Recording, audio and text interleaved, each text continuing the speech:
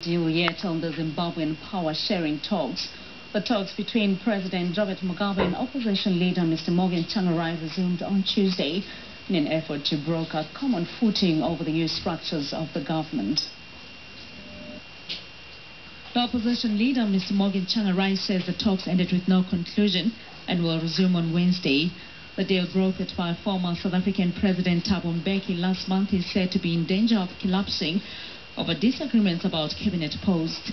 Mr. Arthur Mutambara, who heads the splinter MDC faction, is also taking part in the talks, and he said Tuesday's session was very productive. He earlier expressed frustration over the stalled deal, which analysts say is Zimbabwe's best hope for halting a devastating economic crisis.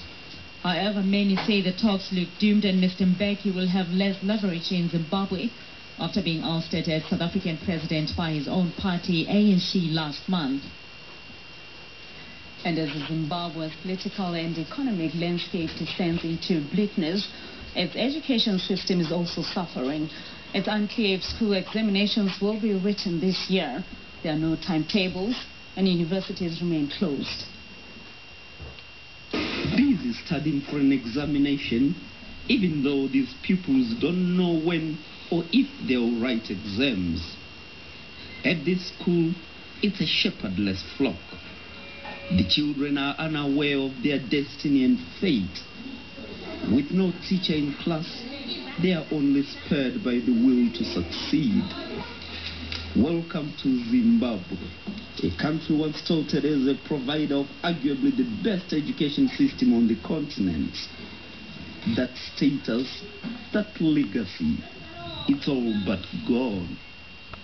It's mid-October, and no one knows when public examinations will be written. Primary school exams were initially scheduled for the first week of October, but up until now, not even timetables have been dispatched. Schools are not running. There are no teachers in the schools. There are no students and pupils in the schools. The same sorry story is repeated at universities. They were scheduled to open for the third term in August, but to date, doors remain shut. The only institution that had opened from the government universities was Bindura University, which actually closed 2 days ago because the government can't sustain the funding that is required. Zimbabwe's education system has been rapidly going downhill since 2000. Government could not immediately comment on the gravity of the situation in schools, where deteriorating standards have forced many parents to send their children to private schools. The National Association of Trust Schools now has a membership of 61 schools.